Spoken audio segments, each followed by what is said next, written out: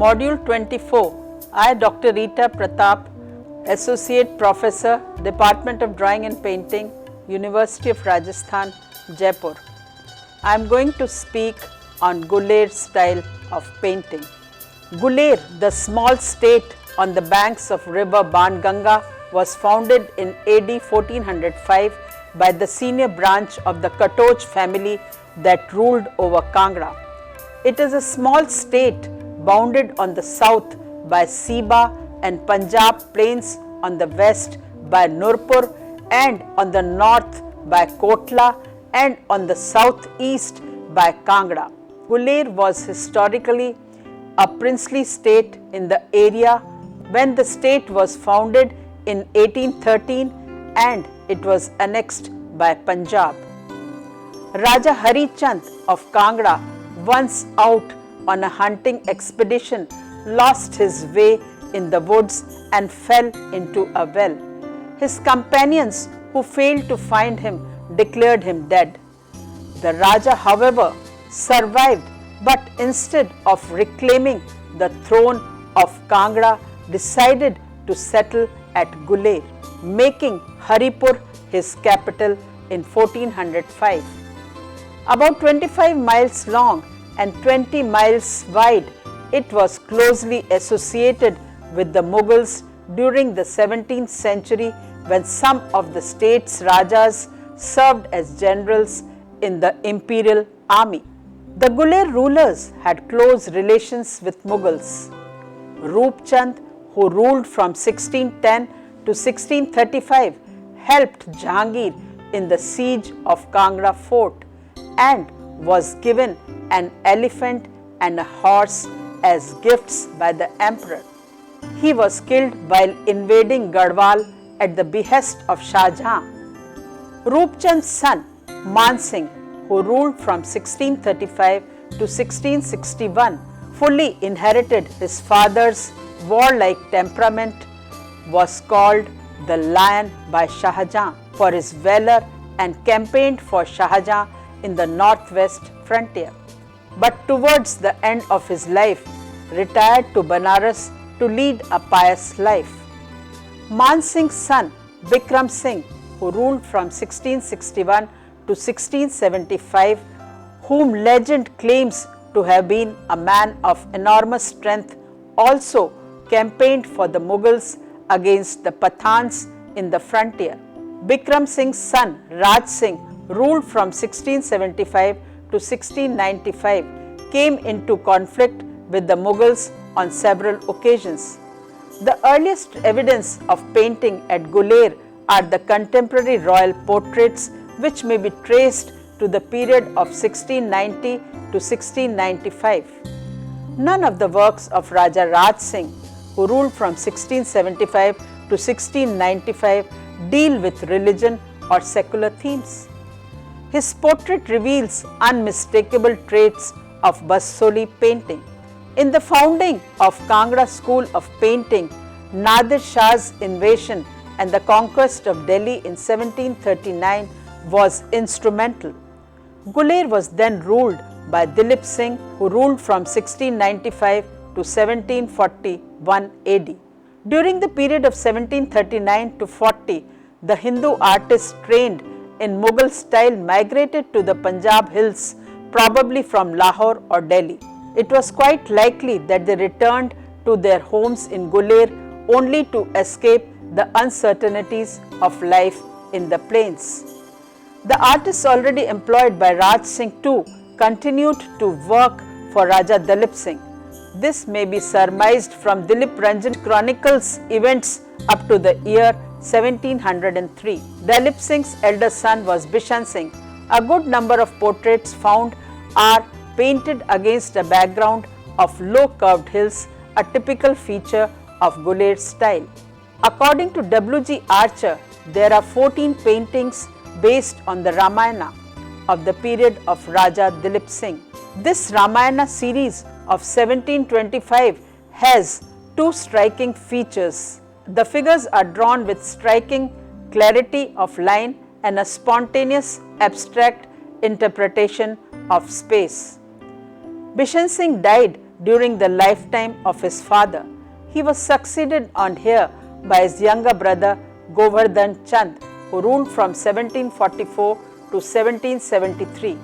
He gave patronage to art as he was an enthusiastic patron of art, as also by 1740 Gulair's style was established.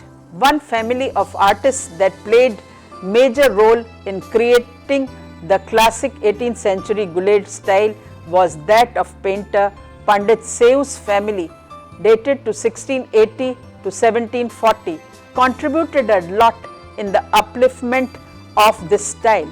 He was the head of a painter's family based in Gulair. He supposedly travelled from the hills to some flourishing centres of the Mughal painting in the plains, in all likelihood Delhi or Lahore, and received instructions. On his return, he introduced the contemporary late Mughal idiom of Muhammad Shah's attire in the prevailing style of painting at Gulair, sometime around 1725. Prior to this, his expression was influenced by the archaistic phase of Basholi painting. Mughal drawing technique, the Mughal palette, and a concern for the model's precise features, along with his real identity in portrait studies, became the new elements of the style.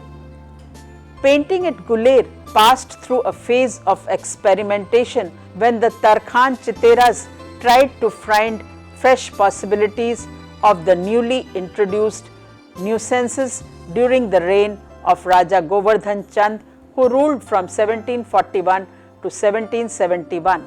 Among his two sons, Manku, 1700 to 1760, the elder one appears to have been trained in his father's earlier style, while Nansukh, 1710 to 1778, the younger one assimilated the stylistic modifications inclined towards Mughal naturalism while working for the Balwant Singh of Jasrota and Amrit Pal of Basholi.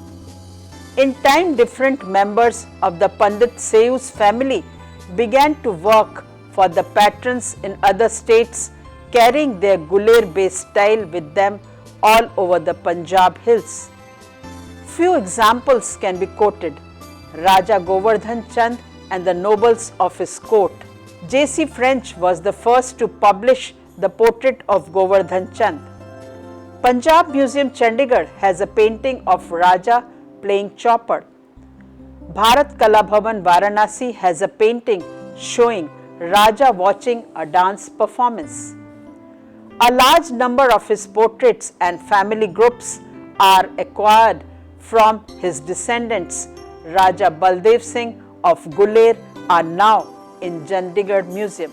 Gulair artists, especially those working for Raja Govardhan Chand, combined Mughal drawing techniques and Pahadi lyricism to develop a style of profound likeness. In some of these exquisite colored paintings, a deliberate research into physical charm became increasingly manifest in the illustrations of legend-derived themes as well as in the contemporary royal portraits.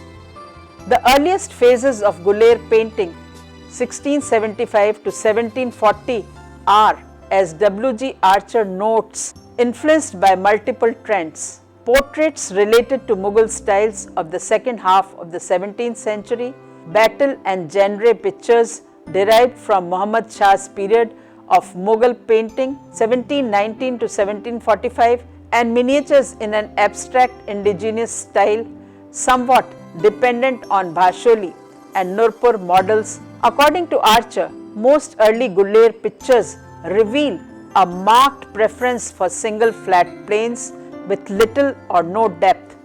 Color fields, especially scarlet or orange red, topped by a narrow bands of white and blue, or sometimes green greyish, blue or grey.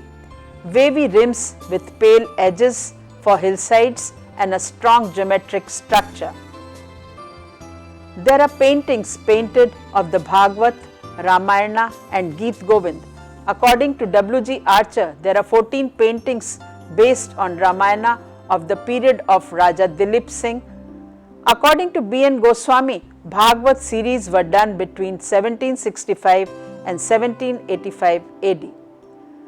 Raja Prakash Chand came to the throne in 1773 and died in 1820, but ruled up to 1790. He too continued the patronage of art. Prakash Chand's portrait show formal environment of the court. In one of the paintings, he is shown smoking hookah, seated in the jharoka, that is a pavilion, with his queen. Bhoop Singh succeeded his father Prakash Chand in 1780 and ruled up to 1820. He had his portraits painted in large number. In one of the paintings, Bhoop Singh is shown with his wife and son Shamsher Singh. In the background is a plantation tree, so characteristic of Guler paintings. Besides this, a number of erotic paintings were executed by the artist Gur Sahai for the pleasure of Bhoop Singh. In one of the procession paintings, Bhoop Singh is shown going to hunting, accompanied by Wazir Dhyan Singh and others. Wazir Dhyan Singh was in service of Prakash Chand and left Guler in 1785 due to differences in opinion. These paintings, painted during Bhoop Singh's reign, had started losing vitality, so also Guler has become politically weak.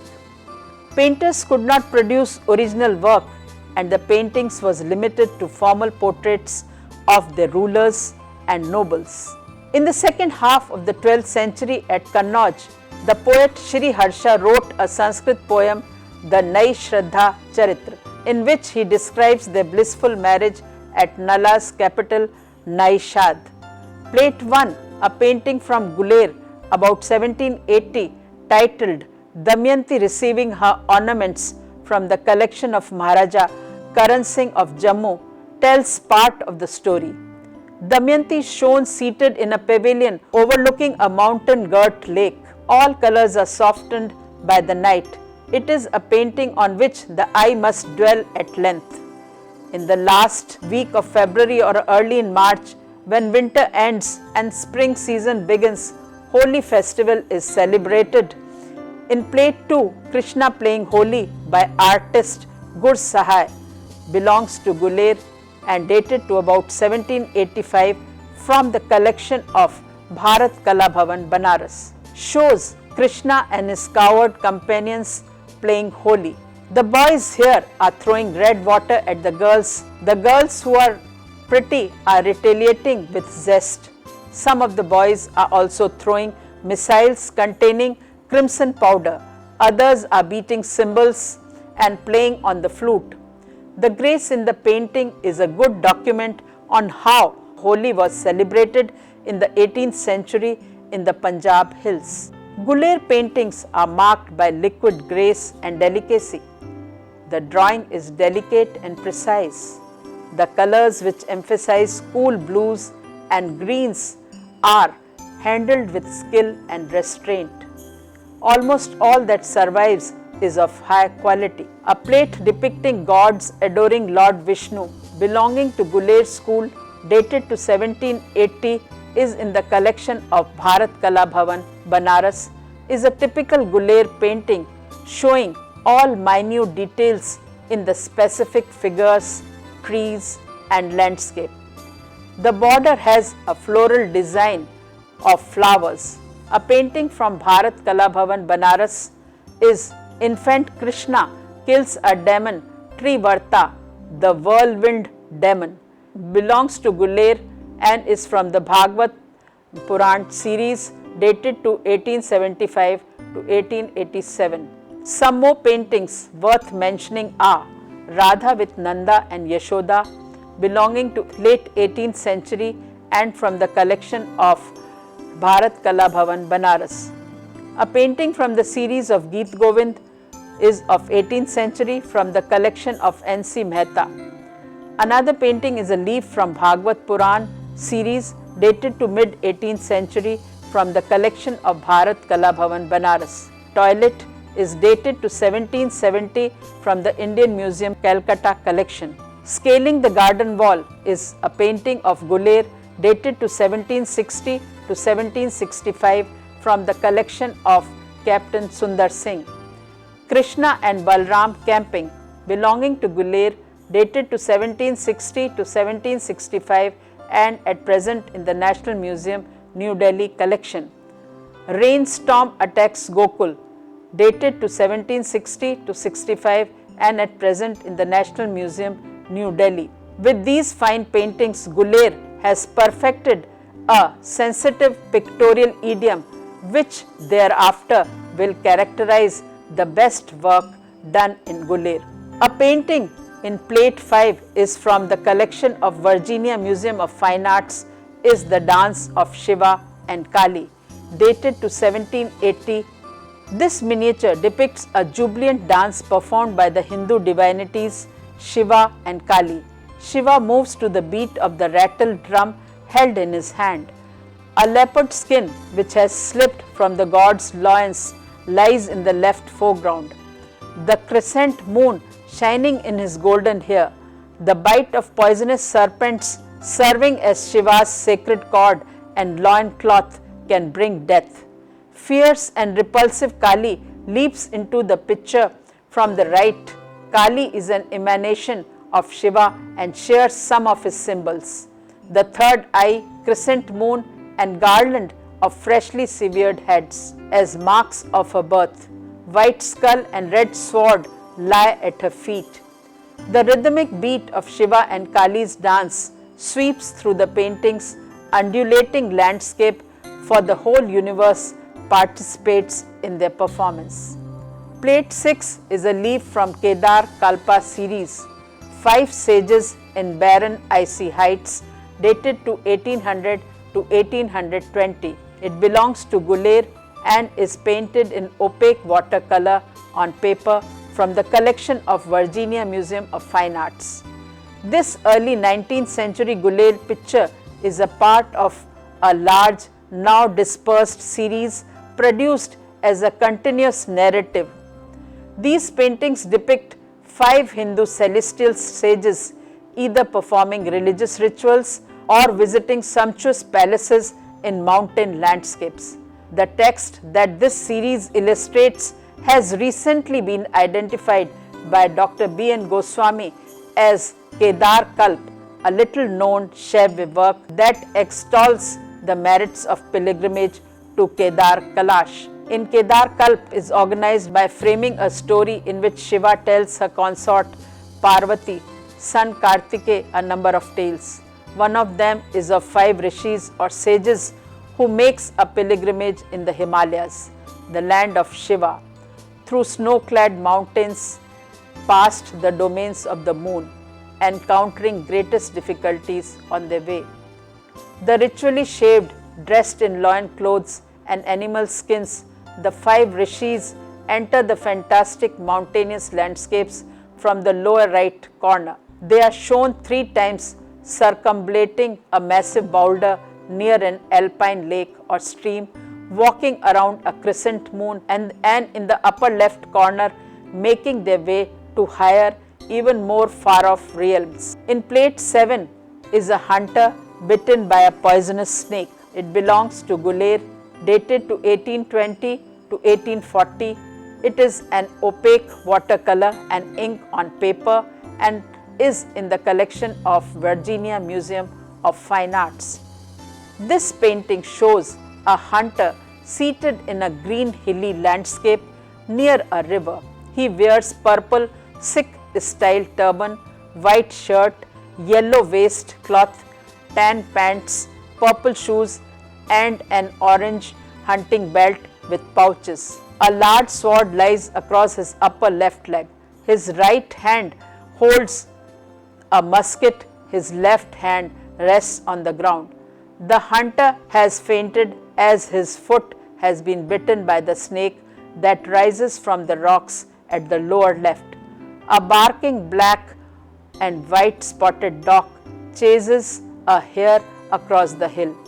A net fence is on the upper side and just beyond it a fire burns out to roust the game. The painting style and the hunter's six-style turban suggest that this picture belongs to the later phase of Guler school. Plate 8 is Admiring the Rain Clouds, dated to 1810 and from the Kasturbhai Lalbhai collection, Ahmedabad. In this painting, the lady is pointing towards the skein of Saras cranes cleaving the dark clouds with their golden legs. The beautiful sight of the cranes and the cool breeze which heralds rain have raised ardent desire in her. She is restless and is desirous of entering the adjoining bed chamber, and at the same time she also lingers a while not to miss the beauty of the sight of the white cranes providing such a heavenly contrast to the blue clouds. This is a good illustration of Samyoga, love in union. Uttaka Naika is shown in plate 9, waiting for the lover. It belongs to Guler, dated to 1765 and in the Kasturba Lalbhai collection.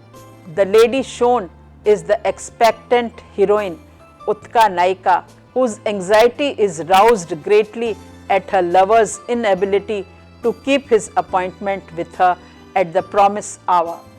She waits at the trysting place and to relieve her anxiety occupies herself in decorating the trees with garlands of jasmine near the place of the expected meeting. The deep blue sky is like a rich purple mass of collyrium. In the narrow horizon at the top is the star-spangled sky decorated by the pale orb of the moon. To conclude, one can say that Guler great mid-18th century achievement was not as sustainable forever. The pictorial conventions of this lyrical style, though still very much in use, began to harden between 1775 and 1820, when the best Guler painters probably began to leave for Garhwal, Chamba and Kangra. After 1820, the Guler style declined even further until it disappeared altogether in about 1880.